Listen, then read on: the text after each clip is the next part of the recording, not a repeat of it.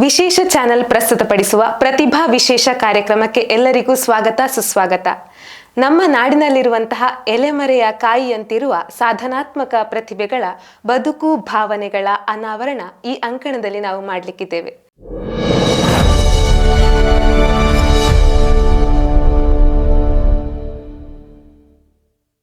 ವಿದ್ಯಾ ದದಾತಿ ವಿನಯಂ ವಿನಯಾದ್ಯಾತಿ ಪಾತ್ರತಾಂ ಪಾತ್ರತ್ವ ಧನಮಾತ್ಮೋತಿ ಧನಾಧರ್ಮಂ ತತಸ್ಸುಖಂ. ಇವತ್ತು ನಮ್ಮೊಟ್ಟಿಗಿದ್ದಾರೆ ಕುಮಾರಿ ವರೇಣ್ಯ ಬಿ.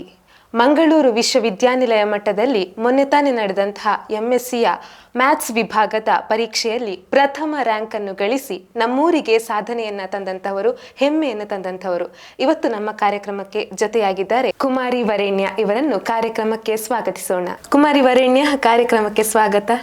ನಿಮ್ಮ ಪರಿಚಯವನ್ನು ನಮ್ಮ ವೀಕ್ಷಕರಿಗೆ ಮಾಡಿಕೊಡಿ. ನನ್ನ ಹೆಸರು ವರೇಣ್ಯ ಅಂತ ಹೇಳಿ. ನನ್ನ ಊರು ಕಾಸರಗೋಡು ಜಿಲ್ಲೆಯ ಮಂಜೇಶ್ವರ ತಾಲೂಕಿನ ಪಡ್ರೆ ಗ್ರಾಮದ ಸ್ವರ್ಗ ಅಂತ ಹೇಳೋ ಒಂದು ಚಿಕ್ಕ ಊರು. ನನ್ನ ಮನೆ ಸ್ವರ್ಗದಲ್ಲಿ ಚಾಕಟ ಕುಮೇರಿ ಅಂತ ಮನೆ ಹೆಸರು. ಅಪ್ಪನ ಹೆಸರು ಬಾಲಚಂದ್ರ ಭಟ್ ಅಂತ, ಅಮ್ಮ ಪ್ರಿಯಾವಿ ಅಂತ. ನಿಮ್ಮ ವಿದ್ಯಾಭ್ಯಾಸ, ಶಿಕ್ಷಣ, ಈ ಜರ್ನಿ ಬಗ್ಗೆ ಸ್ವಲ್ಪ ಹೇಳಿ. ನಂದು ಪ್ರಾಥಮಿಕ ಶಿಕ್ಷಣ ಸ್ವಾಮಿ ವಿವೇಕಾನಂದ AUP ಶಾಲೆ ಸ್ವರ್ಗ ಅಂತ ಹೇಳಿ, ಅಲ್ಲೇ ಮನೆ ಹತ್ರ ನಡೆದುಕೊಂಡು ಹೋಗುವ ದಾರಿ. ಅಲ್ಲಿ 1ನೇ ಕ್ಲಾಸಿಂದ 7ನೇ ಕ್ಲಾಸ್ ತನಕ ಕಲ್ತದ್ದು. ಆಮೇಲೆ ಹೈಸ್ಕೂಲ್ ಮಾಡಿದ್ದು ಸುಬೋಧ ಪ್ರೌಢಶಾಲೆ ಆರ್ಲಪದವಲ್ಲಿ. ಮತ್ತೆ PUC ಎಲ್ಲ ಪುತ್ತೂರಿಗೆ ಹೋದೆ. PUC ಡಿಗ್ರಿ ಎಲ್ಲ ಅಂಬಿಕಾ ಕಾಲೇಜ್. ಮತ್ತೆ MSc ಮಂಗಳೂರು ಯೂನಿವರ್ಸಿಟಿ ಕೋಣಾಜೆಯಲ್ಲಿ ಮಾಡಿದ್ದು. ಈಗ ಪ್ರಸ್ತುತ ಏನ್ ಮಾಡ್ತಾ ಇದ್ದೀರಿ? ಪ್ರಸ್ತುತ ನಾನು B.Ed ಮಾಡ್ತಿದ್ದೇನೆ ವಿವೇಕಾನಂದ ಕಾಲೇಜ್ ಪುತ್ತೂರಲ್ಲಿ. ಹೌದು, ಈಗ ನಿಮಗೆ ರ್ಯಾಂಕ್ ಬಂದಿದೆ ಯೂನಿವರ್ಸಿಟಿ ಲೆವೆಲಲ್ಲಿ, ಫಸ್ಟ್ ರ್ಯಾಂಕ್. ಹೇಗುಂಟು ನಿಮ್ಮ ಫಸ್ಟ್ ರಿಯಾಕ್ಷನ್? ಹೇಗಿತ್ತು ಮತ್ತೆ ಎಷ್ಟು ಖುಷಿ ಉಂಟು ರ್ಯಾಂಕ್ ಬಗ್ಗೆ? ನನಗೆ ತುಂಬ ಖುಷಿ ಆಯಿತು ಫಸ್ಟ್ ರ್ಯಾಂಕ್ ಬರುವಾಗ. ಫಸ್ಟ್ ರ್ಯಾಂಕ್ ಲಿಸ್ಟ್ ನೋಡುವಾಗ ನಂಬಿಕೆ ಬಂದಿರಲಿಲ್ಲ ನನಗೆ ರ್ಯಾಂಕ್ ಅಂತ. ಮತ್ತೆ ಪುನಃ ಸರ್ ಹತ್ರ ಎಲ್ಲ ಹೇಳಿ ಕನ್ಫರ್ಮ್ ಆಯಿತು. ತುಂಬ ಖುಷಿ ಆಯಿತು.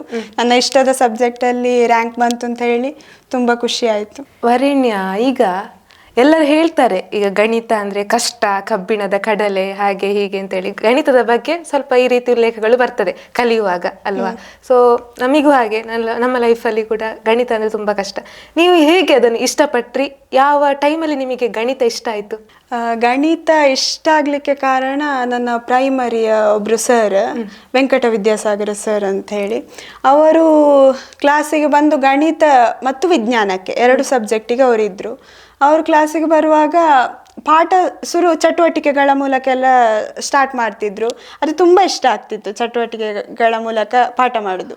ಗಣಿತ ಅಂತ ಹೇಳಿ ನಮ್ಮ ಕ್ಲಾಸಲ್ಲಿರ್ಬೋದು ಯಾರಿಗೊಂದು ಕಷ್ಟ ಅಂತ ಆಗ್ತಿರ್ಲಿಲ್ಲ. ಈಗ ಎಕ್ಸಾಮ್ ಬರೆಯುವಾಗ ಸಹ ಹಾಗೆ ಎಲ್ಲರೂ ಸಹ ಎಂತ ಕಲ್ತಿದ್ರು ಅವರು ಕ್ಲಾಸಲ್ಲಿ, ಅದನ್ನೇ ಬರಿತಿದ್ರು, ಹೊಸ್ತೇನಿಲ್ಲ. ಅಲ್ಲಿಂದ ಗಣಿತ ಇಷ್ಟ ಆಗಲಿಕ್ಕೆ ಪ್ರಾರಂಭ ಆಯಿತು. ಪ್ರೈಮರಿಯಿಂದ ಒಂದು 6th ಇಲ್ಲ, ನಾನು ಗಣಿತದಲ್ಲೇ ಮುಂದೆ ಹೋಗಬೇಕು, ಅದೊಂದು ಗುರಿ ಬಂತು, ಗಣಿತವೇ ಆಗಬೇಕು ಅಂತ. ಮತ್ತು ನನಗೆ ಹೈಸ್ಕೂಲ್ ಟೀಚರ್ಸ್ ಇರ್ಬೋದು, PU ಲೆಕ್ಚರರ್ಸ್ ಇರ್ಬೋದು, ಡಿಗ್ರಿ ಮತ್ತು ಮಾಸ್ಟರ್ಸ್ ಎಲ್ಲ ಕೂಡ ಗಣಿತದವರು ಅಷ್ಟು ಚಂದ ಪಾಠ ಮಾಡ್ತಿದ್ರು, ಅಷ್ಟು ಎಫೆಕ್ಟಿವ್ ಆಗಿತ್ತು. ಈಗ ನಾರ್ಮಲ್ ಆಗಿ ನಾವು ಇನ್ಸ್ಟಾಗ್ರಾಮ್ ಓಪನ್ ಮಾಡಿದರೆ ಅಥವಾ ಯೂಟ್ಯೂಬ್ ಓಪನ್ ಮಾಡಿದರೆ ಗಣಿತದ ಬಗ್ಗೆ, ಮ್ಯಾಥ್ಸ್ಗೆ ರಿಲೇಟೆಡ್ ಆಗಿ ತುಂಬ ಟ್ರೋಲ್ಸ್ಗಳು ಬರ್ತದೆ. ಅಂದರೆ ನಾವು ಮ್ಯಾಥ್ಸನ್ನು ಯಾಕೆ ಕಲಿಬೇಕು, ಅದು ನಿಜ ಜೀವನಕ್ಕೆ ಎಫೆಕ್ಟ್ ಆಗೋದಿಲ್ಲ, ಅಂದರೆ ಪ್ರಾಕ್ಟಿಕಲ್ ಆಗಿ ಎಲ್ಲಿ ಕೂಡ ಅಪ್ಲೈ ಆಗೋದಿಲ್ಲ ಅನ್ನುವಂತಹ ಮಾತುಗಳು ಬರ್ತದೆ ಅಂತ ಟ್ರೋಲ್ಸ್ಗಳು ನೀವು ನೋಡಿರ್ಬೋದು. ಇದರ ಬಗ್ಗೆ ನೀವೆಂತ ಹೇಳ್ತೀರಿ? ಮ್ಯಾಥ್ಸ್ ಎಲ್ಲಿ ಅಪ್ಲೈ ಆಗ್ತದೆ? ಮ್ಯಾಥ್ಸ್ ಎಲ್ಲಿ ಅಪ್ಲೈ ಆಗ್ತದೆ ಹೇಳೋದಕ್ಕಿಂತ ಎಲ್ಲಿ ಅಪ್ಲೈ ಆಗೋದಿಲ್ಲ ಕೇಳ್ಬೋದು. ಯಾಕಂದರೆ ಈಗ ದೈನಂದಿನ ಜೀವನದಲ್ಲಿ ಅಂತ ಹೇಳೋದಕ್ಕೆ ಬೆಳಗ್ಗೆ ಹೇಳೋದು ಒಂದು ಅಲ್ರಾಮ್ ಸೌಂಡಿಂದ, ಅಲ್ರಾಮ್ ನೋಡಿಕೊಂಡು, ಅಥವಾ ಟೈಮ್ ಗಂಟೆ, ಅದು ಸಹ ಮ್ಯಾಥ್ಸ್ 1-2 ಗಂಟೆ ಆಯಿತು. ಬೆಳಿಗ್ಗೆ ಹೇಳ್ತೇವೆ, ಬ್ರಷ್ ಮಾಡ್ತೇವೆ, ಎಷ್ಟು ಕ್ವಾಂಟಿಟಿ ಬ್ರಷ್ಷಿಗೆ ಎಷ್ಟು ಕ್ವಾಂಟಿಟಿ ಪೇಸ್ಟ್ ಹಾಕಬೇಕು, ಅಡುಗೆ ಮನೆ, ಇವತ್ತು ಊಟಕ್ಕೆ ಎಷ್ಟು ಜನರಿದ್ದಾರೆ, ಎಷ್ಟು ಕುಟ್ತೆ ಅಕ್ಕಿ ಹಾಕಬೇಕು, ಅಲ್ಲಿಂದ ಸ್ಟಾರ್ಟ್ ಆಗೋದು ಗಣಿತದಿಂದಲೇ. ಗಣಿತ ಎಲ್ಲಿ ಯೂಸ್ ಆಗ್ತದೆ ಅಂತ ಅದು ಅರ್ಥ ಇಲ್ಲ ಅಂತ ಹೇಳೋದಕ್ಕೆ. ಈಗ ಹಿಸ್ಟ್ರಿ ಕಲಿತೇವೆ, ಹಿಸ್ಟ್ರಿಯಲ್ಲಿ ಯೂಸ್ ಆಗ್ತದೆ ಕೇಳಿದರೆ ನಾಲೆಜ್ ಬೇಕಲ್ಲ, ಹಾಗೆ ಗಣಿತ ಎಲ್ಲಿ ಯೂಸ್ ಆಗ್ತದೆ ಕೇಳೋದು ಅಷ್ಟು ಸಮಂಜಸ ಅಲ್ಲ ಅಂತ ನಂಗೆ ಅನ್ನಿಸ್ತದೆ. ಈಗ ನೀವು BSc ಅಂಬಿಕಾದಲ್ಲಿ ಮಾಡಿದ್ರಿ ಅಂತ ಹೇಳಿದ್ರಿ, ಅಲ್ಲಿ ನಿಮ್ಮ ಏನಾದರೂ ಮ್ಯಾಥ್ಸಲ್ಲಿ ಸಾಧನೆ ಏನಾದರೂ ಮಾಡಿದ್ರಾ? BScಯಲ್ಲಿ ನನಗೆ ಮಂಗಳೂರು ವಿಶ್ವವಿದ್ಯಾನಿಲಯದಿಂದ 3rd ರ್ಯಾಂಕ್ ಬಂತು BScಯಲ್ಲಿ. ಹಾಗೆ ಅದು ಸಹ ಹಾಗೆ ನನ್ನ ಸಬ್ಜೆಕ್ಟ್ ಸ್ವಲ್ಪ ಚೇಂಜ್, ಫಿಸಿಕ್ಸ್, ಮ್ಯಾಥ್ಸ್, ಫಿಲಾಸಫಿ ಅಂತ ಹೇಳಿ ಈ 3 ಸಬ್ಜೆಕ್ಟಲ್ಲಿ ಮಾಡಿದ್ದು. ಫಿಲಾಸಫಿ ಅಂದರೆ ಅದು ಡಿಫ್ರೆಂಟ್ ಅಲ್ಲ, ಅದು ಕಾಂಬಿನೇಷನ್ ಇತ್ತ ಅಲ್ಲಿ? ಅಲ್ಲಿ ಒಂದು ಹೊಸ ಕಾಂಬಿನೇಷನ್ ಅನ್ನು ತಗೊಂಡು ಬಂದರು. ನಮ್ಮಕ್ಕಿಂತ ಮೊದಲಿನ ವರ್ಷ ಕಾಂಬಿನೇಷನ್ ಬಂದದ್ದು. ನನಗೆ ಮ್ಯಾಥ್ಸಿಗೆ ಹೋಗುವ ಇಂಟ್ರೆಸ್ಟ್ ಇತ್ತಲ್ಲ, ಸೊ ಕೆಮಿಸ್ಟ್ರಿ ಆಲ್ರೆಡಿ ಕಲ್ತಿದ್ದೆ, PCM ಅಂತ ಹೇಳಿ. ಯೂಶ್ವಲಿ ಎಲ್ಲರೂ ಅದೇ ಮಾಡೋದು, ಫಿಸಿಕ್ಸ್, ಕೆಮಿಸ್ಟ್ರಿ, ಮ್ಯಾಥ್ಸ್. ಬಟ್ ನಂಗೆ ಅನಿಸಿತು ಕೆಮಿಸ್ಟ್ರಿ ಆಲ್ರೆಡಿ 2 ವರ್ಷ ಕಲ್ತಿದ್ದೇನೆ PU ಅಲ್ಲಿ, ಪುನಃ ಡಿಗ್ರಿಯಲ್ಲಿ ಕೆಮಿಸ್ಟ್ರಿ ಕಲಿಯೋದಕ್ಕಿಂತ ಹೊಸತ್ತು ಕಲಿಯುವ. So philosophy and psychology 2 option ಇತ್ತು. ಸೈಕಾಲಜಿ ಇಂಟ್ರೆಸ್ಟ್ ಇತ್ತು, ಮನಃಶಾಸ್ತ್ರ, ಬಟ್ ಫಿಲಾಸಫಿ ಮತ್ತು ಸಹ ಹೊಸತ್ತು ಅಂತ ಅನಿಸಿತ್ತು, ಹಾಗೆ ಫಿಲಾಸಫಿ ತಗೊಂಡೆ ನಾನು. ಫಿಲಾಸಫಿ ತಕೊಂಡು ಈ ಮ್ಯಾಥ್ಸ್ಗೆ ಏನಾದ್ರು ಕನೆಕ್ಟ್ ಆಯ್ತು ಅಂತ ಅನಿಸ್ತದೆ ನಿಮಗೀಗ? ಫಸ್ಟ್ ರ್ಯಾಂಕ್ ಬಂತಲ್ಲ MSc ಅಲ್ಲಿ, ಸೊ ಅದಕ್ಕೇನಾದ್ರು ಕನೆಕ್ಟ್ ಆಯ್ತು ಅಂತ ಅನಿಸ್ತದೆ ನಿಮಗೆ ಫಿಲಾಸಫಿ ತಕೊಂಡು? ಹಾಂ, ಫಿಲಾಸಫಿ ಅಂದರೆ ಒಬ್ರೊಬ್ಬರ ದೃಷ್ಟಿಕೋನದಲ್ಲಿ ಒಬ್ರೊಬ್ರು ಒಂದೊಂದು ಥರ ಡಿಫೈನ್ ಮಾಡ್ತಾರೆ. ನಾನು ಫಿಲಾಸಫಿ ಅಂದರೆ ನನ್ನ ಲೈಫ್ ಹೇಗೆ ಲೀಡ್ ಮಾಡಬೇಕು ಅದರಿಂದ ಕಲಿತೆ. ಈಗ ಉಪನಿಷತ್ತಿನಲ್ಲಿ ಬೇರೆ ಬೇರೆ ಕಥೆಗಳು ಬರ್ತದೆ, ನಚಿಕೇತನ್ ಯಾವುದೇ ಒಂದು ಕಥೆ ಇರ್ಬೋದು, ಗಾರ್ಗಿ, ಮೈತ್ರೇಯಿ, ಅದನ್ನೆಲ್ಲ ಲೈಫಲ್ಲಿ ಹೇಗೆ ಯೂಸ್ ಮಾಡ್ಬೋದು ಅದನ್ನು ಕಲಿತೆ. ಯಾವುದೇ ಒಂದು ಡಿಪ್ರೆಷನಿಗೆ ಈಗ ಮಕ್ಕಳು ಜಾಸ್ತಿ ಡಿಪ್ರೆಷನಿಗೆ ಹೋಗ್ತಾರೆ, ಒಂದು ಚೂರಾದರೆ ಸಾಕು ಡಿಪ್ರೆಷನ್ ಜಾಸ್ತಿ ಆಯಿತು. ಅದೆಲ್ಲ ಈಗ ಫಿಲಾಸಫಿ ಎಲ್ಲ ಕಲಿತ್ರೆ ಧೈರ್ಯ ಬರ್ತದೆ, ನಾವು ಮಾಡ್ಬೋದು. ಹಾಗೆ ಫಿಲಾಸಫಿ ಮತ್ತು ಮ್ಯಾಥ್ಸ್, ನನಗೆ ಮ್ಯಾಥ್ಸ್ MSc ಸ್ಟಾರ್ಟಿಂಗ್ ತುಂಬ ಕಷ್ಟ ಆಯಿತು. ಥಿಯರೀಸ್, ನಾವು ಮ್ಯಾಥ್ಸ್ ಅಂದರೆ ಎಂತ, ಪ್ರಾಬ್ಲಮ್ ಸಾಲ್ವಿಂಗ್ ಅಂತ ಜಾಸ್ತಿ ಸಹ ಜನಕ್ಕೆ ಅದೇ. ಬಟ್ ಮ್ಯಾಥ್ಸ್ MSc ಅಲ್ಲಿ ಥಿಯರೀಸೇ ಬರ್ತದೆ, ಪ್ರಾಬ್ಲಮ್ ಸಾಲ್ವಿಂಗ್ ಇರೋದಿಲ್ಲ. ಸೊ ಈ ಥಿಯರೀಸ್, ನಾನು ಪ್ರಾಬ್ಲಮ್ ಸಾಲ್ವಿಂಗ್ ಅಂದರೆ ನನಗೆ ಇಷ್ಟ, ಹಾಗೆ ಥಿಯರೀಸ್ ಸ್ವಲ್ಪ ಕಷ್ಟ ಆಯಿತು ಫಸ್ಟ್ ಕ್ಯಾಚ್ ಮಾಡಲಿಕ್ಕೆ. ಆಗ ಈ ಫಿಲಾಸಫಿಯಿಂದ ಓಕೆ ನಾನು ಮಾಡ್ತೇನೆ ಆ ಟೈಪ್ ನನಗೆ ಅನಿಸಿತ್ತು. ಸೊ ಫಿಲಾಸಫಿ ತುಂಬ ಹೆಲ್ಪ್ ಮಾಡಿತ್ತು ಅಂತ ಜೀವನ ನಡೆಸಲಿಕ್ಕೆ. ಹೌದು, ಈಗ ಯಾರೇ ಕೂಡ ಒಂದು ಲೈಫಲ್ಲಿ ಸಕ್ಸಸ್ ಆಗಬೇಕು ಅಂತ ಹೇಳಿದರೆ ಒಬ್ಬ ಮನುಷ್ಯನಿಗೆ ಈಗ ಮೈಂಡ್ ಸೆಟ್ ಅದು ತುಂಬ ಇಂಪಾರ್ಟೆಂಟ್. ಅಂದರೆ ಪೀಸ್ ಆಫ್ ಮೈಂಡ್ ಏನು ಹೇಳ್ತೇವೆ ಅದು, ಮತ್ತೊಂದು ಹೆಲ್ತ್ ತುಂಬ ಮುಖ್ಯ ಆಗ್ತದೆ. ಇದೆರಡನ್ನು ಯಾವ ರೀತಿ ನೀವು ಬ್ಯಾಲೆನ್ಸ್ ಮಾಡಿದ್ರಿ? ಮೈಂಡ್ ಸೆಟ್ ಅದಕ್ಕೆ ಫಿಲಾಸಫಿ ಸ್ವಲ್ಪ ಹೆಲ್ಪ್ ಮಾಡಿತ್ತು ಅಂತ ಹೇಳಿದ್ರಿ ನೀವು, ಹೆಲ್ತ್ ಬಗ್ಗೆ ನೀವು ಹೇಳ್ಬೋದಾ? ಹೆಲ್ತ್ ಬಗ್ಗೆ ಮೇಯ್ನಾಗಿ ಹೇಳಬೇಕಂದ್ರೆ ಫಸ್ಟ್ ನಿದ್ದೆ ಸರಿಬೇಕು. ನಿದ್ದೆ ಮತ್ತು ನಾವು ತಿನ್ನುವ ಫುಡ್ ಅದು ಸರಿಬೇಕು. ನಿದ್ದೆ ಅಂದರೆ MSc ಮಾಡುವಾಗ ಸ್ವಲ್ಪ ನಿದ್ದೆ ಕಡಿಮೆ ಇರ್ತಿತ್ತು, ಅಂದರೆ ತುಂಬ ವರ್ಕ್ ಇರ್ತಿತ್ತು ಅದರ ಬಗ್ಗೆ. ಸೊ ಆದಷ್ಟು ಕಡಿಮೆ ಸಮಯದಲ್ಲೂ ಸಹ ನಿದ್ದೆ, ಈಗ ಕಡಿಮೆ ಸಮಯ ನಿದ್ದೆ ಸಿಕ್ಕಿದ್ರು ಸಹ ನೀವು ಅದನ್ನು ಹೇಗಾದ್ರು ಕ್ಯಾಚ್ ಮಾಡಬೇಕು ಫುಡ್ಡಿಂದ ಏನಾದರೂ. ಈಗ ನಾನು ನೈಟ್ ಓದೋದು ಜಾಸ್ತಿ, ಮಾರ್ನಿಂಗ್ ಎದ್ದು ಓದೋದಿಲ್ಲ. ನೈಟ್ 12 ಗಂಟೆ ಇರ್ಬೋದು, 1 ಗಂಟೆ 2 ಗಂಟೆ ಹಾಗೆ ಓದ್ತೇನೆ, ಮತ್ತು ಬೆಳಿಗ್ಗೆ ಲೇಟ್ ಹೇಳ್ತೇನೆ. ಹಾಗೆ ಏನಾದರೂ ನೀವೇ ಟೈಮ್ ಮ್ಯಾನೇಜ್ಮೆಂಟ್ ನೀವೇ ಮಾಡಬೇಕಷ್ಟೇ, ಅಂದರೆ ಓದುವ ವಿದ್ಯಾರ್ಥಿಗಳು ಯಾರಾದರೂ. ಅದರ ಒಟ್ಟಿಗೆ ಸಪೋರ್ಟ್, ಮನೆಯವರ ಸಪೋರ್ಟ್ ಕೂಡ ತುಂಬ ಇಂಪಾರ್ಟೆಂಟ್ ಆಗ್ತದೆ. ಅಂದರೆ ಆ ಒಂದು ಎನ್ವಿರಾನ್ಮೆಂಟ್ ಹೇಗಿರ್ತದೆ ಆ ರೀತಿಯಲ್ಲಿ ನಮ್ಮ ಸಕ್ಸಸ್ ಹೋಗ್ತದೆ. ಸೊ ಮನೆಯವರು ಯಾವ ರೀತಿ ಸಪೋರ್ಟ್ ಮಾಡ್ತಿದ್ರು ನಿಮಗೆ? ಮನೆಯವರು ತುಂಬ ಸಪೋರ್ಟ್ ಮಾಡ್ತಿದ್ರು. ಎಜುಕೇಷನ್ ಅಂದರೆ ಮನೆಯವರಿಗೆ ತುಂಬ ಇಷ್ಟ. ಅಂದರೆ ನನ್ನ ಅಪ್ಪ ಅಮ್ಮ 10th ಮಾಡಿದ್ದಷ್ಟೇ, ಆದರೂ ನನ್ನ ಅಮ್ಮನಿಗೆ ಟೀಚರ್ ಆಗಬೇಕು ಅಂತ ತುಂಬ ಆಸೆ ಇತ್ತು. ಹಾಗೆ ನಾನು ಟೀಚರ್ ಆಗಬೇಕು ಅಂತ ಅವರಿಗೆ ಆಸೆ. ಈಗ ಸಹ ಹಾಗೆ ನಾನು ಒಳ್ಳೆ ಟೀಚರ್ ಆಗಬೇಕು ಅಂತ ಅವರದ್ದೊಂದು ಕನಸು. ಸೊ ಅವರು ನನಗೆ ಎಜುಕೇಷನಿಗೆ ಏನೇ ಆದರೂ ಸಹ ನೀನು ಓದಬೇಕು, ನೀನು ಮಾಡಬೇಕು ಹಾಗೆ ಸಪೋರ್ಟ್ ಮಾಡ್ತಿದ್ರು. ಅದೇ ಮ್ಯಾಥ್ಸ್ ಫಸ್ಟ್ MSc ತಗೊಂಡಾದ್ಮೇಲೆ ತುಂಬ ಕಷ್ಟ ಆಯಿತು. ನಾನು ಬಿಡ್ತೇನೆ ಮ್ಯಾಥ್ಸನ್ನು, ನಂಗೆ ಆಗೋದಿಲ್ಲ, ನನ್ನ ಇಷ್ಟದ ಸಬ್ಜೆಕ್ಟ್ ಆದರೂ ನಾನು ಬಿಡ್ತೇನೆ ಅಂತ ಹೇಳುವ ಸ್ಥಿತಿಯಲ್ಲಿದ್ದೆ. ಆಗ ಅಮ್ಮ ಹೇಳಿದರು, ಇಲ್ಲ ನಿನ್ನಿಂದ ಆಗ್ತದೆ. ಒಬ್ಬ ಸಮುದ್ರಕ್ಕೆ ದೂಡಿ ಹಾಕಿದ್ದ ಅಂದರೆ ನೀನು ಈಜಬೇಕು, ಇಲ್ಲ ಅಂದರೆ ಮುಳುಗಬೇಕು. ಎರಡರಲ್ಲಿ ಯಾವುದು ಚೂಸ್ ಮಾಡ್ತಿ?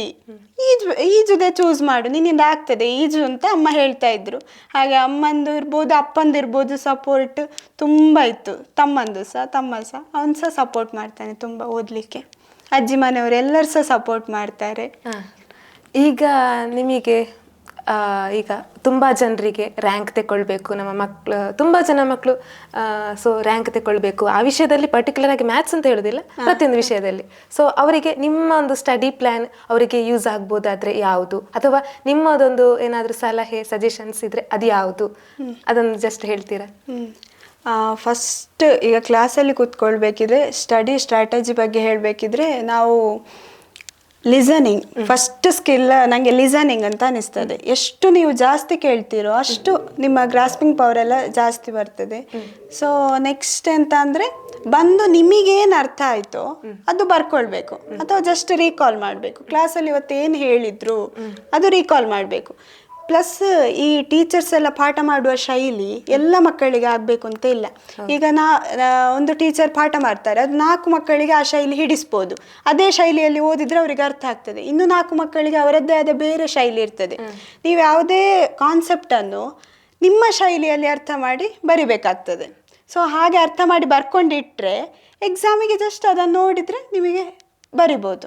ಮತ್ತು ಈಗ 10 ಗಂಟೆ ಓದೋದಕ್ಕಿಂತ 1 ಗಂಟೆ ಸರಿಯಾಗಿ ಓದೋದು ಉತ್ತಮ ಅಂತ ನಂಗೆ ಅನ್ನಿಸ್ತದೆ. 10 ಗಂಟೆ ಓದಿ ಏನು ಪ್ರಯೋಜನ ಇಲ್ಲ. ಅದೇ 1 ಗಂಟೆ ಕರೆಕ್ಟಾಗಿ ನಿಮಗೇನು ಅರ್ಥ ಆಯಿತು ಅದು ಓದೋದು ಇಂಪಾರ್ಟೆಂಟ್. ನಿಮಗೇನು ಅರ್ಥ ಆಯಿತು ಅಷ್ಟನ್ನು ಕ್ಲಿಯರ್ ಮಾಡಿಕೊಳ್ಬೇಕು. 10 ಪಾಠ ಓದೋದಕ್ಕಿಂತ 1 ಪಾಠದಲ್ಲಿ ಏನು ಬಂದರೂ ಬರಿಬೇಕು, ಹಾಗೆ ಓದಬೇಕು ಅಂತ. ಈಗ ನಿಮಗೆ ನಿಮ್ಮ ಎಜುಕೇಷನ್ ಲೈಫಲ್ಲಿ ಏನಾದರೂ ಚಾಲೆಂಜಸ್ಗಳು ಬಂದಿದೆ, ಸವಾಲುಗಳು, ಇಲ್ಲ ನನಗೆ ಕಂಟಿನ್ಯೂ ಮಾಡಲಿಕ್ಕೆ ಆಗೋದಿಲ್ಲ, ಆ ಥರ ಏನಾದರೂ ಸವಾಲುಗಳು, ಅಥವಾ ನೀವು ನಿಮ್ಮ ಎಜುಕೇಷನನ್ನು ಕಂಟಿನ್ಯೂ ಮಾಡಲಿಕ್ಕೆ ಯಾವ ರೀತಿ ಸ್ಟ್ರಗಲ್ ಮಾಡಿದ್ದೀರಿ ಅದನ್ನು ಹೇಳ್ಬೋದಾ? ಅಂದರೆ ನಾನು BSc ಆದಮೇಲೆ MScಗೆ ಹೋಗ್ಲಿಕ್ಕಾಗುವಾಗ ಅಪ್ಪನಿಗೆ ಹುಷಾರಿಲ್ಲದಾಯಿತು, ಸೊಂಟ ಡಿಸ್ಕ್ ಪ್ರಾಬ್ಲಮ್ ಬಂದು ಇನ್ನು ಕಂಟಿನ್ಯೂ ಮಾಡೋದು ಬೇಡ ಅಂದರೆ ಮನೆಯಲ್ಲಿ ಬೇರೆ ಯಾರು ಹಾಗೆ ಹೆಲ್ಪ್ ಮಾಡಲಿಕ್ಕೆ ಯಾರಿಲ್ಲ, ಅಣ್ಣ ಹಾಗೆಲ್ಲ ಯಾರಿಲ್ಲ. ಸೊ ಕಂಟಿನ್ಯೂ ಬೇಡ ಅಂತ ಹೇಳುವ ಒಂದು ಸ್ಟೇಜಿಗೆ ಬಂದಿತ್ತು. ಹಾಗೆ ಮತ್ತು ಕಂಟಿನ್ಯೂ ಮಾಡಿದ್ರು ನನಗೆ ಮಂಗಳೂರು ಅಲ್ಲಿಗೆ ಆ ಯೂನಿವರ್ಸಿಟಿಗೆ ಹೋಗಬೇಕು ಅಂತ ಒಂದು ಆಸೆ ಇತ್ತು. ಅಲ್ಲಿ ಅಷ್ಟು ದೂರ ಹೋಗಲಿಕ್ಕೆ ಫೀಸ್ ಅದು ಇದು ಎಂತಾದರೂ ಕಷ್ಟವೇ, PG ಹಾಸ್ಟೆಲ್ ಆಗಬೇಕಲ್ಲಿ ಏನಾದರೂ. ಹಾಗೆ ಕಂಟಿನ್ಯೂ ಬೇಡವಾ ಇಲ್ಲೇ ಹತ್ತಿರ ಫಿಲೋಮಿನಾ ಕಾಲೇಜ್ ಹಾಗೆ ಅಲ್ಲಿಗೆ ಹೋಗುದಂತ ಅಂದ್ಕೊಂಡಿದ್ವಿ. ಬಟ್ ಅಮ್ಮ ನಾನಾದರೂ ಕೆಲಸಕ್ಕೆ ಹೋಗಿ ನಿನ್ನ ಎಜುಕೇಷನ್ ಕಂಟಿನ್ಯೂ ಮಾಡಿಸ್ತೇನೆ ಅಂತ ಹೇಳಿದರು. ಆ ಭರವಸೆಯಿಂದ ಹೋದೆ. ಮತ್ತು ಅಪ್ಪನಿಗೆ ಅಪ್ಪ ಹುಷಾರಾದರು, ಆಯಿತು. ಅದೊಂದು ಸ್ವಲ್ಪ ಕಷ್ಟ ಇತ್ತು ಡಿಗ್ರಿಯಿಂದ MScಗೆ ಬರೋದು.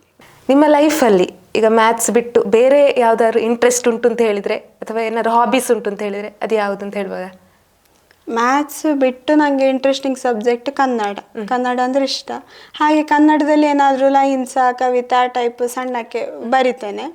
ಮತ್ತು ಆರ್ಟ್, ಜೆಂಟ್ಯಾಂಗಲ್ ಆರ್ಟ್ ಅದರಲ್ಲೆಲ್ಲ ಮಂಡಲ ಆರ್ಟ್ ಟೈಪ್ ಒಂದು ಪ್ಯಾಟರ್ನ್ಸ್ ಎಲ್ಲ ಯೂಸ್ ಮಾಡಿ ಚಿತ್ರ ಬಿಡಿಸೋದು, ಅದಕ್ಕೆ ಜೆಂಟ್ಯಾಂಗಲ್ ಆರ್ಟ್ ಅಂತ ಹೇಳ್ತಾರೆ. ಅದರಲ್ಲಿ ಸ್ವಲ್ಪ ಇಂಟ್ರೆಸ್ಟ್ ಉಂಟು, ಬಿಡಿಸ್ತೇನೆ. ಈಗ ನೀವು BScಯಲ್ಲಿ ಕೂಡ ರ್ಯಾಂಕ್ ಪಡೆದಿದ್ದೀರಿ, MScಯಲ್ಲಿ ಕೂಡ ರ್ಯಾಂಕ್ ಪಡೆದಿದ್ದೀರಿ. ಸೊ BScಯಲ್ಲಿ ರ್ಯಾಂಕ್ ಪಡೆಯುವಾಗ 3rd ರ್ಯಾಂಕ್ ಏನು ಬಂತಲ್ಲ, ಆಗ ನಿಮಗೆ ಒಂದು ಗೆಸ್ ಇತ್ತ ನನಗೆ MScಯಲ್ಲಿ ರ್ಯಾಂಕ್ ಬರ್ಬೋದು ಅಂತ? ಫಸ್ಟ್ ರ್ಯಾಂಕ್ ಅಂತ ಇರಲಿಲ್ಲ, ರ್ಯಾಂಕ್ ಬರಬಹುದು. ನನ್ನ CGPA ಮಾರ್ಕ್ಸ್ ಎಲ್ಲ ನೋಡುವಾಗ ರ್ಯಾಂಕ್ ಬರ್ಬೋದು ಅಂತ ಇತ್ತು. 1ರಿಂದ 10 ಯಾವುದಾದ್ರೂ ಒಳಗೆ ಒಂದು ರ್ಯಾಂಕ್ ಬರ್ಬೋದು. ಫಸ್ಟ್ ರ್ಯಾಂಕ್ ಅಂತ ಎಕ್ಸ್ಪೆಕ್ಟೇ ಮಾಡಿರಲಿಲ್ಲ. ಓಕೆ, ಅದಕ್ಕೆ ರ್ಯಾಂಕ್ ಬರಲಿಕ್ಕೆ ಏನಾದರೂ ಸ್ಯಾಕ್ರಿಫೈಸ್ ಮಾಡಿದ್ದೀರಾ?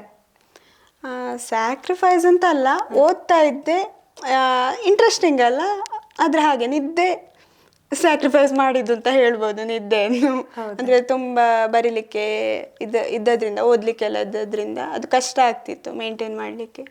ಅಂದರೆ ಈಗ ಓದುವ ಟೈಮಲ್ಲಿ ಈಗ ನಮ್ಮ ಮೈಂಡ್ ಸೆಟ್ ಯಾವ ರೀತಿ ಇರ್ತದೆ ಅಂತ ಹೇಳಿದರೆ, ಯಂಗ್ಸ್ಟರ್ಸ್ ಸೊ ಟ್ರಿಪ್ ಹೋಗುವ ಅಥವಾ ಫ್ರೆಂಡ್ಸ್ ಜೊತೆ ಸುತ್ತಾಡುವ ಅಥವಾ ಪಾರ್ಟಿ ಮಾಡುವ ಆ ಥರ ಎಲ್ಲ ಮೈಂಡ್ ಸೆಟ್ ಬರ್ತದೆ. ಸೊ ಅದನ್ನೆಲ್ಲ ಅದೇ ಬೇರೆ ಸಬ್ಜೆಕ್ಟ್ ಕಂಪೇರ್ ಮಾಡಿದರೆ ಈಗ ಯೂನಿವರ್ಸಿಟಿಯಲ್ಲೇ ಬೇರೆ ಎಷ್ಟೋ ಸಬ್ಜೆಕ್ಟ್ಸ್ ಉಂಟಲ್ಲ, ಅವರಿಗೆಲ್ಲ ತುಂಬ ಫ್ರೀ ಇರ್ತಿತ್ತು. ಯಾವುದೇ ಒಂದು ಕಾಲೇಜ್ ಡೇ ಇರ್ಬೋದು, ಎಲ್ಲದಕ್ಕೂ ಎಲ್ಲ ಸಬ್ಜೆಕ್ಟ್ಗಳಿಗೂ ಫ್ರೀ ಇರ್ತಿತ್ತು. ನಮ್ಮ ಮ್ಯಾಥ್ಸ್ನವರಿಗೆ ಯಾವತ್ತು ಕೋಣೆಯಲ್ಲಿ ಕುತ್ಕೊಳಿಸಿ ಬರೆಯೋದು ಮಾತ್ರ. ಆಗ ಫಸ್ಟ್ ಫೀಲ್ ಆಗ್ತಿತ್ತು, ಇದು ಓದ್ತಾನೇ ಇರಬೇಕು, ಬೇರೆ ಯಾವುದು ಎಕ್ಸ್ಟ್ರಾ ಕರಿಕ್ಯುಲರ್ ಆ್ಯಕ್ಟಿವಿಟೀಸಲ್ಲಿ ಪಾರ್ಟಿಸಿಪೇಷನ್ ಮಾಡಲಿಕ್ಕೆ ಕಮ್ಮಿ ಟೈಮ್ ಸಿಗ್ತದೆ, ಹಾಗೆಲ್ಲ ಫೀಲ್ ಆಗ್ತಿತ್ತು. ಮತ್ತೆ ಅದು ಅಭ್ಯಾಸ ಆಗಿ ಸಬ್ಜೆಕ್ಟ್ ಇಂಟ್ರೆಸ್ಟ್ ಬಂದ ಮೇಲೆ ಏನು ಅನಿಸ್ತಿರ್ಲಿಲ್ಲ. ಈಗ ನಮ್ಮ ಸ್ವರ್ಗ ಏರಿಯಾ ಅಂತ ಹೇಳಿದ್ರೆ ನಿಮಗೆ ಗೊತ್ತಿರ್ಬೋದು, ಎಷ್ಟು ಗ್ರಾಮೀಣ ಪ್ರದೇಶ, ಅಲ್ಲಿಯ ಬಸ್ ವ್ಯವಸ್ಥೆ ಆಗಿರ್ಬೋದು, ರೋಡ್ ವ್ಯವಸ್ಥೆ ಆಗಿರ್ಬೋದು, ವಿದ್ಯುತ್ ವ್ಯವಸ್ಥೆ ಆಗಿರ್ಬೋದು, ಒಂದು ಗಾಳಿ ಬಂದರೆ ಸಾಕು ಕರೆಂಟ್ ಇರೋದಿಲ್ಲ.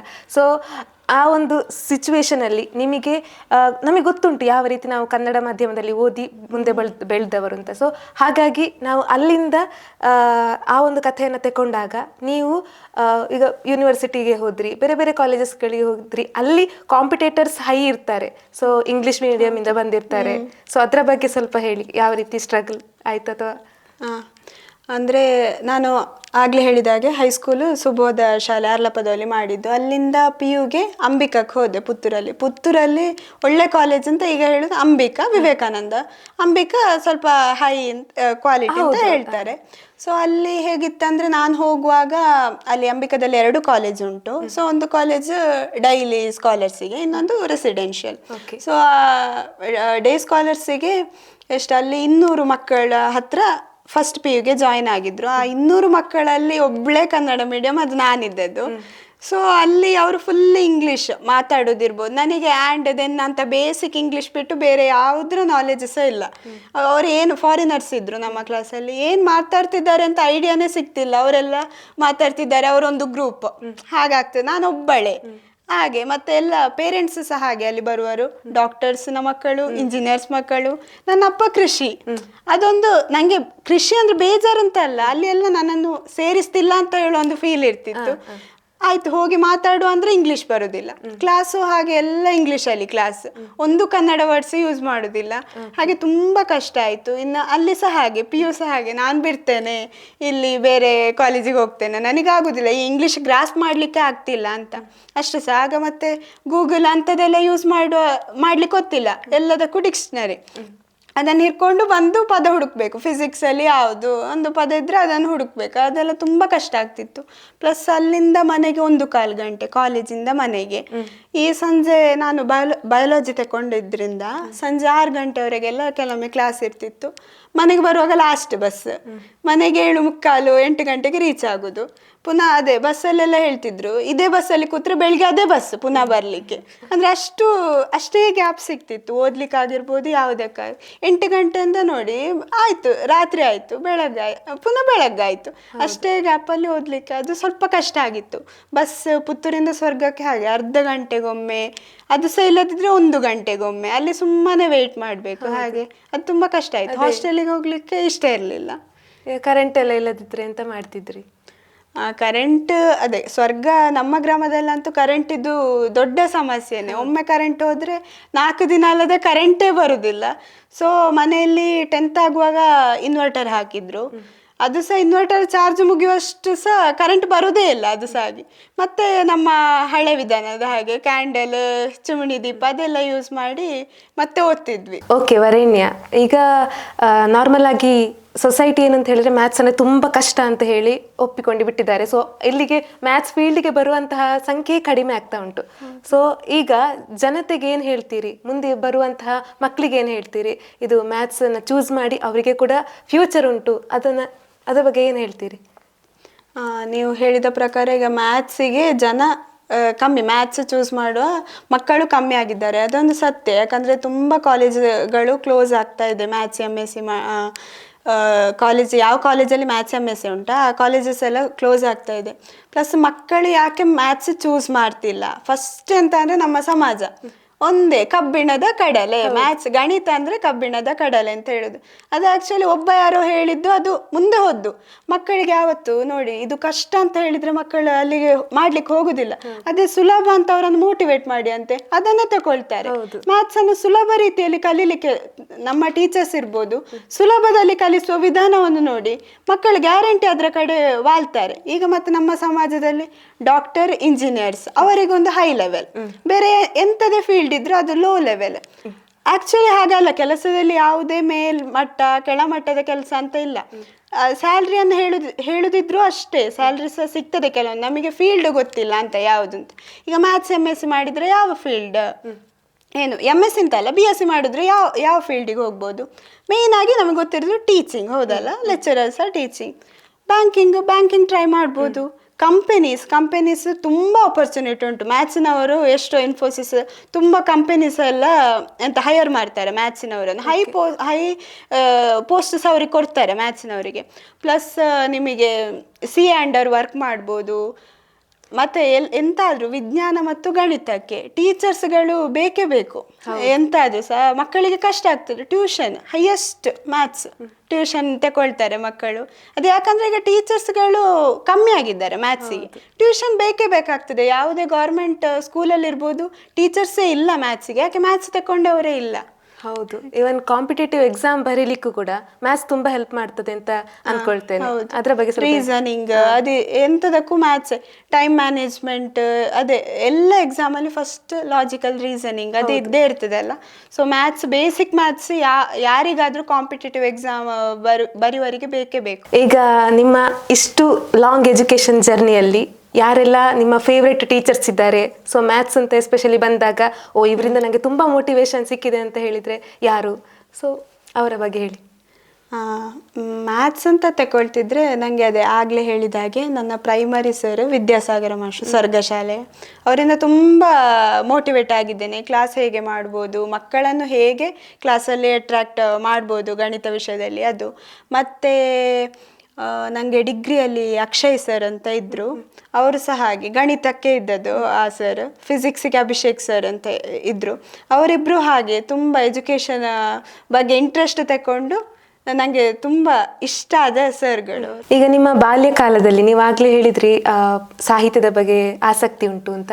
ಸೊ ಅದರಲ್ಲಿ ಹೇಗೆ ಒಲವು ಬಂತು? ಮತ್ತು ಸೊ ಪ್ರವೃತ್ತಿ ಬಗ್ಗೆ ನನಗೆ ಈ ರೀತಿ ಹೋಗಬೇಕು ಮುಂದೆ ಅಂತ ಯಾವ ರೀತಿ ಅನಿಸ್ತಾ ಇತ್ತು ಬಾಲ್ಯಕಾಲದಲ್ಲಿ? ಅದರ ಬಗ್ಗೆ ಹೇಳ್ತೀರಾ? ಅದೇ ಪ್ರವೃತ್ತಿಗಳ ಬಗ್ಗೆ ಹೇಳೋದಿದ್ರೆ ಆಗಲೇ ಹೇಳಿದಾಗೆ ಕವಿತೆ ಬರಿತೇನೆ, ಪ್ಲಸ್ ಜಂಟಾಂಗಲ್ ಆರ್ಟ್, ಮತ್ತೊಂದು ನಾನು ಕೀಬೋರ್ಡ್ ನುಡಿಸ್ತೇನೆ. ಕೀಬೋರ್ಡ್ ಮತ್ತು ಸಾಹಿತ್ಯದ ಬಗ್ಗೆ ಆಸಕ್ತಿ ಬಂದದ್ದು ನನ್ನ ಅಪ್ಪನಿಂದ. ಅವರಿಗೆ ಹಾಡು ಹೇಳುವುದು, ಹಾಡು ಬರೆಯುವುದು ಅದೆಲ್ಲ ತುಂಬ ಆಸಕ್ತಿ. ಈಗ ಕೂಡ ಅವರು ಬರೀತಾರೆ, ತುಳು, ಕನ್ನಡ, ಕರಾಡ ಆ ಭಾಷೆಯಲ್ಲಿ ಅವರು ಈಗ ಸಹ ಕತೆ, ಕವನ ಎಲ್ಲ ಬರೀತಾರೆ ಸ್ಪಾಟಲ್ಲಿ. ಈಗ ನೀವು ಇಲ್ಲಿ ಕೂತು ಈ ಕವಿತೆ ಇದ್ರ ಬಗ್ಗೆ ಕವಿತೆ ಬರೀರಿ ಅಂದರೆ ಅವರು ಬರೀತಾರೆ. ಸೊ ನನಗೆ ಅಪ್ಪನಿಂದ ಇಂಟ್ರೆಸ್ಟ್ ಬಂದದ್ದು. ಕೀಬೋರ್ಡು ಹಾಗೆ ಅಪ್ಪನಿಗೆ ತುಂಬ ಇಷ್ಟ ಆಯಿತು ಕೀಬೋರ್ಡ್ ನುಡಿಸ್ಬೇಕು ಅಂತ. ಹಾಗೆ ಕೀಬೋರ್ಡ್ ಕ್ಲಾಸಿಗೆ ಸೇರಿದ್ದು. ಚಿಕ್ಕದಿರುವಾಗಲೇ ಸೇರಿದ್ದೇನೆ, 4ನೇ ಕ್ಲಾಸಿಂದ ಸೇರಿದ್ದೇನೆ. ಸೊ ಹಾಗೆ ಟಿಲ್ 9th ತನಕ ನಾನು ಕೀಬೋರ್ಡ್ ಕ್ಲಾಸಿಗೆ ಹೋದೆ. ಜೂನಿಯರ್ ಎಕ್ಸಾಮ್ ಬರೀಲಿಕ್ಕೆ ಆಗಲಿಲ್ಲ, ಮತ್ತೆ ಬಿಟ್ಟೆ. ನನಗೆ 10th ಆಗುವಾಗ ಕಷ್ಟ ಆಗ್ತದೆ ಅಂತ ಕೀಬೋರ್ಡ್ ನುಡಿಸೋದು ಬಿಟ್ಟೆ. ಇನ್ನೂ ಸಹ ಅದು ಮುಂದುವರಿಸಬೇಕು ಅಂತ ಹೇಳೋ ಆಸೆ ಉಂಟು. ಕೀಬೋರ್ಡ್ ಇದ್ದು ಸರ್ ನಟರಾಜ ಶರ್ಮಾ ಅಂತ ಹೇಳಿ ಇಲ್ಲೇ ಪೆರ್ಲದಲ್ಲಿ ಕಲ್ತದ್ದು ನಾನು. ಈಗಿನ ಮಕ್ಕಳಿಗೆ ಇದು ಮೇಯ್ನ್ ಆಗಿ ಓದುವತ್ತ ಗಮನವನ್ನು ಕೊಡುವಾಗ ಮೊಬೈಲ್ ಡಿಸ್ಟ್ರಾಕ್ಷನ್ ಅನ್ನುವಂಥದ್ದು ಮೇಯ್ನ್ ಆಗಿ ಬರ್ತದೆ. ಮತ್ತು ಇನ್ನೊಂದು ಡಿಸ್ಟ್ರಾಕ್ಷನ್ ಮೇಯ್ನ್ ಆಗಿ ಸ್ನೇಹಿತರು, ಫ್ರೆಂಡ್ ಸರ್ಕಲ್ ಅವರು ಕೂಡ ಬರ್ತಾರೆ. ಸೊ ನಾವೇನಾದರೂ ಹೋದಾಗ ಹೋಗುವಾಗ ಏನಾದರೂ ಅವರು ಡಿಸ್ಟ್ರಾಕ್ಷನ್ ಮಾಡುವಂಥದ್ದು ಇರ್ಬೋದು. ಸೊ ಇದೆರಡರಿಂದ ನೀವು ಯಾವ ರೀತಿ ಹೊರಬಂದ್ರಿ, ಅಥವಾ ಇತ್ತ ನಿಮಗೆ ಆ ಡಿಸ್ಟ್ರಾಕ್ಷನ್? ಎಲ್ಲ ಮಕ್ಕಳಿಗೆ ಫೋನ್ ಮತ್ತು ಫ್ರೆಂಡ್ಸ್ ಈ ಡಿಸ್ಟ್ರಾಕ್ಷನ್ ಸಾಧಾರಣ ಇದ್ದೇ ಇರ್ತದೆ. ನಂದು ಫ್ರೆಂಡ್ಸ್ ಅಂತ ಹೇಳೋದಿದ್ರೆ ಅದೇ ನಾನು ಫ್ರೆಂಡ್ಸ್ ಮಾಡುವಾಗ ಸ್ವಲ್ಪ ನೋಡಿಕೊಂಡು ಫ್ರೆಂಡ್ಸ್ ಮಾಡೋದು. ಯಾಕಂದರೆ ಇಂಥ ಅದೇ ಯಾವುದೇ ಒಂದು ಹೊರಗಿದ್ದೆ ಜಾಸ್ತಿ ಸಿನಿಮಾಕ್ಕೆ ಹೋಗೋದಿರ್ಬೋದು ಅಂತ, ಅಥವಾ ಇನ್ನೊಬ್ರನ್ನು ತಮಾಷೆ ಮಾಡೋದು, ಮೇಯ್ನಾಗಿ ಗುರುಗಳನ್ನು ತಮಾಷೆ ಮಾಡೋದು ಅಂತ ಒಂದು ಗ್ಯಾಂಗೇ ಇರ್ತದೆ. ಎವ್ರಿ ಸ್ಕೂಲ್, ಯಾವುದೇ ಸ್ಕೂಲಲ್ಲಿ ಅದೊಂದು ಇದ್ದೇ ಇರ್ತದೆ. ಸೊ ಅಂಥವರಿಂದ ನಾನು ಆದಷ್ಟು ದೂರ ಇರ್ತಿದ್ದೆ. ಅಂಥವರಿದ್ರೆ ಆ ಗುಂಪಲ್ಲಿರೋದಕ್ಕಿಂತ ಒಬ್ಬಳೇ ಇರೋದೇ ಎಷ್ಟೋ ವಾಸಿ ಅಂತ ನನಗೆ ಅನಿಸ್ತಿತ್ತು. ನನ್ನ ಗ್ರೂಪ್ ಯಾವತ್ತು ತಮಾಷೆ ಮಾಡೋದಕ್ಕಿಂತ ನಾವೇನು ಹೊಸತ್ತು ಕಲಿಬೋದು, ಹೊಸತನ ಎಂತ ಮಾಡ್ಬೋದು ಅದರಲ್ಲೇ ಇರ್ತಿತ್ತು. ಅದೇ ಗುರುಗಳಿಗೆ ಯಾವುದೇ ಎಂತ ರೆಸ್ಪೆಕ್ಟ್ ಕೊಡದೇ ಇರೋದು ಅಂಥದ್ದೆಲ್ಲ ಇಲ್ಲ. ನಮಗೆ ಗುರುಗಳಂದರೆ ಫ್ರೆಂಡ್ ಟೈಪ್ ನಾವು ಟ್ರೀಟ್ ಮಾಡ್ತಿದ್ವಿ. ಗುರುಗಳನ್ನು ಅದೇ ಫ್ರೆಂಡ್ಸ್ ಟ್ರೀಟ್ ಮಾಡಿದ್ರು ಅವರಿಂದ ತುಂಬ ನಾಲೆಜ್ ಸಿಗ್ತದೆ. ಕ್ಲಾಸ್ ಒಳಗೆ ಅಂತ ಅಲ್ಲ, ಕ್ಲಾಸ್ ಹೊರಗೆ ಕೂಡ ತುಂಬ ಅವರು ನಾಲೆಜೇಬಲ್ ಆಗಿರ್ತಾರಲ್ಲ, ನಾಲೆಜ್ ಸಿಗ್ತದೆ ನಮಗೆ ಸಹ. ಮತ್ತು ಮೊಬೈಲ್ ಹೇಳೋದಂದರೆ ಮೊಬೈಲ್ ನನ್ನ ಕೈಗೆ ಚಿಕ್ಕದಿಂದಲೇ ಇತ್ತು. ಹೇಳಬೇಕಂದ್ರೆ ಟಚ್ ಸ್ಕ್ರೀನ್ ಚಿಕ್ಕದಿಂದೇ. ನಾನು ಕೀಬೋರ್ಡ್ ಕ್ಲಾಸಿಗೆ ಹೋಗ್ತಿದ್ದೆ ಅಲ್ಲ, ಅಲ್ಲಿ ಬೇಕು ಅಂತ ಹೇಳಿ 4ನೇ ಕ್ಲಾಸಿಂದಲೇ ಅಪ್ಪ ಅಮ್ಮನಲ್ಲಿ ಇಲ್ಲದಿದ್ರು ನನಗೊಂದು ಫೋನ್ ತೆಗೆದು ಕೊಟ್ಟಿದ್ರು. ಆಗ ಎಲ್ಲರೂ ಹೇಳ್ತಿದ್ರು, ಇಲ್ಲ ಚಿಕ್ಕ ಹುಡುಗಿಗೆ ಫೋನ್ ತೆಗೆದು ಕೊಟ್ರಿ 4ನೇ ಕ್ಲಾಸ್, ಇವಳು ಎಂತ ಸಹ ಮಾಡ್ಬೋದಲ್ಲ ಫೋನಲ್ಲಿ. ನಾನು ಹೇಳಿದ್ರೆ ಒಂದು ಮಗುವಿಗೆ ಡಿಗ್ರಿಯಲ್ಲಿ ಫೋನ್ ಕೊಟ್ಟರು, 4ನೇಲಿ ಫೋನ್ ಕೊಟ್ಟರು, ಹಾಳಾಗ್ತಾನೆ ಅಂತ ಹೇಳಿದ್ರೆ ಹಾಳಾಗ್ತಾನೆ. ಅದೇ ಮೊಬೈಲಲ್ಲಿ ಒಳ್ಳೇದು ಯೂಸ್ ಮಾಡ್ತಾನಂದ್ರೆ ಯೂಸ್ ಮಾಡ್ತಾನೆ, ಎಷ್ಟೇ ಚಿಕ್ಕ ಇರುವಾಗ ಫೋನ್ ಕೊಟ್ಟರು ಸಹ. ನಾನು ಅದೇ ಮೊಬೈಲ್ ಯೂಸ್ ಎಷ್ಟು ಬೇಕೋ ಅಷ್ಟು ಯೂಸ್ ಮಾಡ್ತಿದ್ರೆ, ಡಿಸ್ಟ್ರಾಕ್ಷನ್ ಹಾಗೆ ಆಗ್ತಾನೆ ಇರಲಿಲ್ಲ. ಆದರೂ ಸಹ ಕಂಟ್ರೋಲ್ ಮಾಡ್ತಿದ್ದೆ ನನ್ನಷ್ಟಕ್ಕೆ.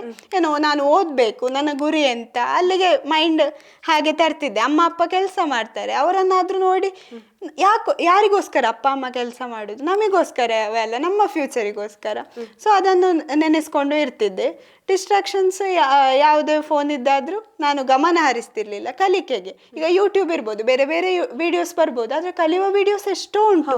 ಈಗ ಫೇಮಸ್ ಫಿಸಿಕ್ಸ್ ವಾಲ ಇರ್ಬೋದು, ಯಾವುದೇ ಇರ್ಬೋದು, ಅದರಲ್ಲಿ ಎಷ್ಟು ನಾಲೆಜ್ ಸಿಗ್ತದೆ. ಸೈನ್ಸ್ ಬಗ್ಗೆ ಇರ್ಬೋದು, ತುಂಬ ನಾಲೆಜ್ ಸಿಗ್ತದೆ. ಎಷ್ಟೋ ವಿಡಿಯೋಸ್ ಉಂಟು. ನಾವು ಯೂಟ್ಯೂಬಲ್ಲಿ 50% ಹಾಳಿದ್ರೆ 50% ಒಳ್ಳೇದಿದೆ, ಅದನ್ನು ನೋಡಬೇಕು ಅಂತ.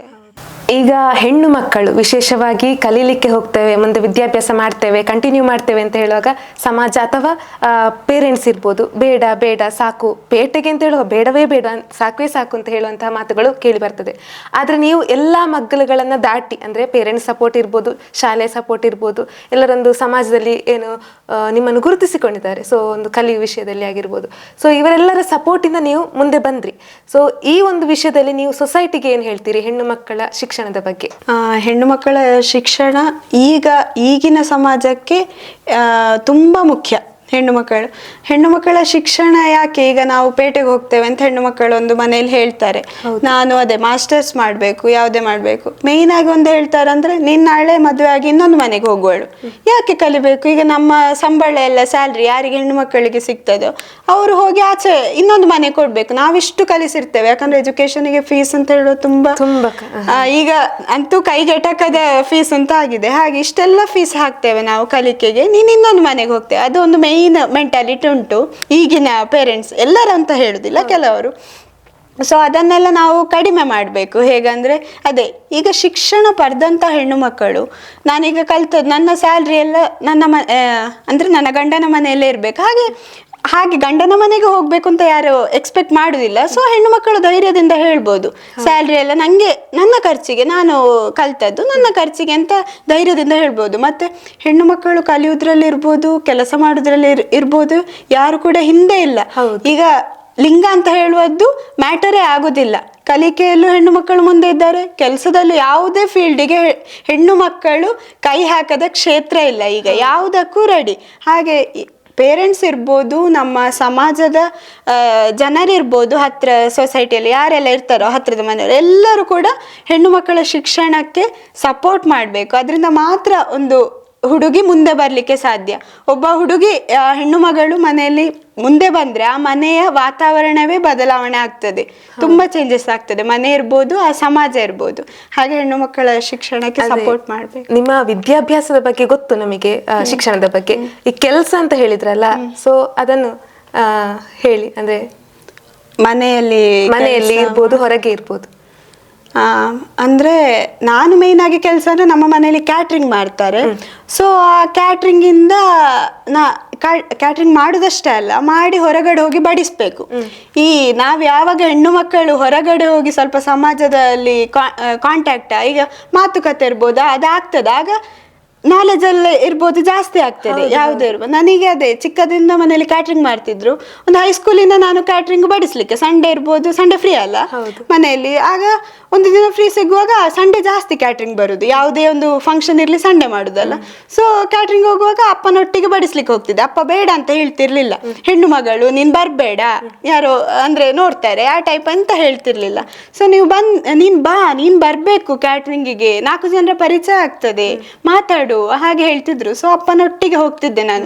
ಅಪ್ಪ ನನ್ನನ್ನೇ ಕರ್ಕೊಂಡು ಹೋಗ್ತಿದ್ರು, ತಮ್ಮನನ್ನು ಕಮ್ಮಿ ಕರ್ಕೊಂಡು ಹೋಗ್ತಿದ್ರು, ಅವ ಚಿಕ್ಕ ಇದ್ದ, ನನ್ನನ್ನೇ ಕರ್ಕೊಂಡು ಹೋಗ್ತಿದ್ರು. ಹಾಗೆ ಅಪ್ಪನೊಟ್ಟಿಗೆ ಈ ಕ್ಯಾಟ್ರಿಂಗ್ ಮಾಡಿ ಬಡಿಸಿ ಹಾಗೆ ಪರಿಚಯ ಆಯ್ತು. ಈಗ ಅದೇ, ಹೆಣ್ಣು ಮಕ್ಕಳು ನೀನು ಬರ್ಬೇಡ ಹಾಗೆ ಹೇಳ್ಬಾರ್ದು. ಮನೆಯಲ್ಲಿ ಇರ್ಬೋದು, ಅವರನ್ನು ಕರ್ಕೊಂಡು ಹೋಗ್ಬೇಕು. ಅವರಿಗೊಂದು ಸ್ವಾತಂತ್ರ್ಯ ಕೊಟ್ರೆ ಮಾತ್ರ ಅವ್ರು ಸಹ ಇಂಪ್ರೂವ್ ಆಗ್ಲಿಕ್ಕೆ ಸಾಧ್ಯ ಆಗ್ತದೆ. ಈಗ ನಮ್ಮದು ಕೇರಳ, ಸೊ ಕಾಸರಗೋಡು ಗಡಿನಾಡು, ವಿಶೇಷವಾಗಿ ಅದು ಕರ್ನಾಟಕ. ನೀವು ಕಲ್ತಂತಹ ಎಲ್ಲ ಸಂಸ್ಥೆಗಳು ಕೂಡ ಕರ್ನಾಟಕ. ಸೊ ನಮ್ದು ಗಡಿನಾಡು ಎಸ್ಪೆಷಲಿ ಗ್ರಾಮೀಣ ಪ್ರದೇಶ. ಸೊ ಇಲ್ಲಿಂದ ಕರ್ನಾಟಕಕ್ಕೆ ಹೋಗಿ, ಸೊ ಏನು ಎರಡನ್ನು ನೀವು ಟಚ್ ಮಾಡಿದ್ದೀರಿ, ಹೌದಾ? ಒಂದು ಪೇಟೆಯನ್ನು ಟಚ್ ಮಾಡಿದ್ದೀರಿ, ಒಂದು ಸಿಟಿ ಲೈಫನ್ನು ನೋಡಿದ್ದೀರಿ, ಮತ್ತೆ ಹಳ್ಳಿ ಜೀವನವನ್ನು ಸಹ ನೋಡಿದ್ದೀರಿ. ಇದರ ಬಗ್ಗೆ ಏನು ಹೇಳ್ತೀರಿ? ಅಂದ್ರೆ ಎಜುಕೇಶನ್ ರಿಲೇಟೆಡ್ ಜನರಲ್. ಓಕೆ. ಅಂದರೆ ಹಳ್ಳಿಯಲ್ಲಿ ಅಂತ ಅಂದರೆ, ಈಗ ಹಳ್ಳಿ ಶಾಲೆಗಳಿರ್ಬೋದು, ನಾನು ಹೈಸ್ಕೂಲ್ ಮಾಡಿದ್ದಿರ್ಬೋದು, ಅದೇ ನೆಕ್ಸ್ಟ್ ಪ್ರೈವೇಟಿಗೆ ಹೋದೆ ಅಲ್ಲ, ಅಂಬಿಕಕ್ಕೆ, ಪುತ್ತೂರಲ್ಲಿ. ಈ ಹಳ್ಳಿ ಶಾಲೆಗಳಲ್ಲಿ ಫೆಸಿಲಿಟೀಸ್ ಕಮ್ಮಿ ಇರ್ತದೆ. ಎಂತಾದರೂ ಈಗ ಟ್ಯಾಲೆಂಟೆಡ್ ಮಕ್ಕಳಿರ್ಬೋದು, ಮಕ್ಕಳಲ್ಲಿ ಏನಾದ್ರೂ ಒಂದು ಪ್ರತಿಭೆ ಅಂತ ಇರ್ತದೆ, ಅವರಿಗೆ ಅಲ್ಲಿ ಅದನ್ನು ಹೊರ ಹಾಕ್ಲಿಕ್ಕೆ ಸರಿಯಾದ ಫೆಸಿಲಿಟೀಸ್ ಇರುವುದಿಲ್ಲ. ಪೇಟೆಯ ಶಾಲೆಗಳಲ್ಲಿ ಫೆಸಿಲಿಟೀಸ್ ಇರ್ತದೆ, ಮತ್ತೆ ಹಳ್ಳಿಯ ಮಕ್ಕಳಂತ ಮುಗ್ಧರಿರ್ತಾರೆ.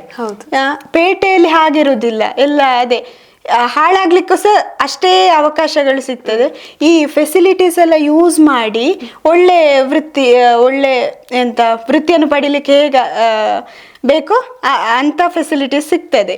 ಹಾಗೆ ಹಳ್ಳಿ ಎಜುಕೇಶನ್ ಸಹ ಒಳ್ಳೇದು ಉಂಟು, ಪೇಟೆ ಎಜುಕೇಶನ್ ಸಹ ಒಳ್ಳೇದು ಅಂತ ನಾನು ಹೇಳ್ತೇನೆ. ಹೆಣ್ಣೊಂದು ಕಲಿತರೆ ಶಾಲೆಯನ್ನು ತೆರೆದಂತೆ ಅನ್ನುವಂತಹ ಮಾತಿದೆ. ಸೊ ಇಷ್ಟೆಲ್ಲ ನೀವು ಮಾತಾಡುವಾಗ ನನಗೆ ಈ ಮಾತು ಕರೆಕ್ಟ್ ಅಂತ ಅನಿಸ್ತಾ ಉಂಟು. ಸೊ ನೀವು ನಡೆದು ಬಂದ ಹಾದಿ ಇರ್ಬೋದು, ಮತ್ತೆ ನೀವು ಕಲಿತಂತಹ ಎನ್ವಿರಾನ್ಮೆಂಟ್ ಇರ್ಬೋದು, ಸೊ ನಿಮಗೆ ಪ್ರೋತ್ಸಾಹ ನೀಡಿದಂಥವ್ರು ಇರ್ಬೋದು, ಸೊ ಎಲ್ಲವೂ ಕೂಡ ಒಂದು ಹೆಣ್ಣಿಗೆ ಯಾವ ರೀತಿ ಸಪೋರ್ಟ್ ಬೇಕೋ ಎಲ್ಲ ಕೂಡ ನಿಮಗೆ ಸಿಕ್ಕಿದೆ. ಸೊ ನೀವು ಕಲಿತು ಇವತ್ತು ಸಾಧನೆ ಕೂಡ ಮಾಡಿದ್ದೀರಿ. ಅದು ನಮಗೆ ನಮ್ಮ ಒಂದು ಊರಿಗೆ ಅದೊಂದು ಹೆಮ್ಮೆ ತರುವಂತಹ ವಿಷಯ ಕೂಡ ಹೌದು. ಸೊ ಇವತ್ತು ನೀವು ನಮ್ಮ ಪ್ರತಿಭಾ ವಿಶೇಷ ಕಾರ್ಯಕ್ರಮಕ್ಕೆ ಬಂದಿದ್ದೀರಿ, ಹಾಗೂ ಈ ವೀಕ್ಷಕರಿಗೆ ಮನ ಮುಟ್ಟುವ ಹಾಗೆ ಒಬ್ಳು ಹೆಣ್ಣು ಯಾವ ರೀತಿ ಸಾಧನೆಯನ್ನು ಮಾಡ್ಬೋದು ಅನ್ನುವಂತಹ ಮಾತನ್ನು ಕೂಡ ನೀವು ಹೇಳಿದ್ದೀರಿ. ಸೊ ನಾವು ವೀಕ್ಷಕರ ಪರವಾಗಿ ಹಾಗೂ ವಿಶೇಷ ಚಾನೆಲ್ನ ಪರವಾಗಿ ನಾವು ಇವತ್ತು ಹೃತ್ಪೂರ್ವಕವಾದಂತಹ ಧನ್ಯವಾದಗಳನ್ನು ಹೇಳ್ತಾ ಇದ್ದೇವೆ. ವೀಕ್ಷಕರೇ, ಇಂದಿನ ಈ ಅಂಕಣದಲ್ಲಿ ನಮ್ಮೊಟ್ಟಿಗೆ ಜೊತೆಯಾದವರು ಕುಮಾರಿ ವರೇಣ್ಯ ಬಿ. ತಮ್ಮ ಸಾಧನೆಯ ಕಥೆಯನ್ನ ಚೆನ್ನಾಗಿ ನಮ್ಮೊಂದಿಗೆ ಹಂಚಿಕೊಂಡಿದ್ದಾರೆ. ಮುಂದಿನ ಪ್ರತಿಭಾ ವಿಶೇಷ ಕಾರ್ಯಕ್ರಮದೊಂದಿಗೆ ಮತ್ತೆ ಭೇಟಿಯಾಗೋಣ. ಅಲ್ಲಿವರೆಗೆ ನಮಸ್ಕಾರ.